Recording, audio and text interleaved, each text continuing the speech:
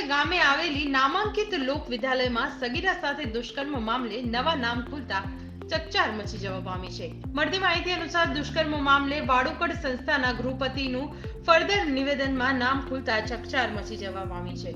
ઉલ્લેખનીય છે કે માત્ર 15 વર્ષની સગીરા સાથે દુષ્કર્મની ઘટના બની હતી, જેમાં પોલીસે ગૃહપતિ રાઘવ ઘામેલિયાની ધરપકડ કરી છે.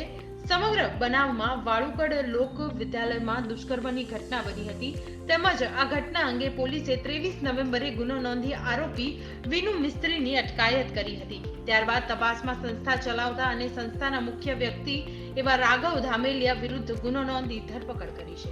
પાલીતાણા રૂરલ પોલીસ સ્ટેશનમાં વાડુકર લોક વિદ્યાલય સંસ્થામાં ધોરણ 10માં અભ્યાસ કરતી એક સગીરા ઉપર બળાત્કારની ફરિયાદ નવેમ્બર 2023માં નોંધવામાં આવેલી હતી.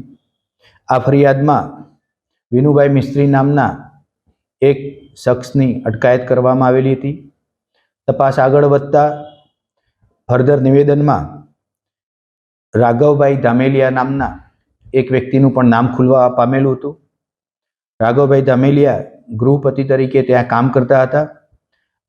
આ રાઘવભાઈ ધામેલિયાની કાયદેસરની અટક કરી અને તપાસ આગળની દિશામાં વધારવામાં આવી રહી છે.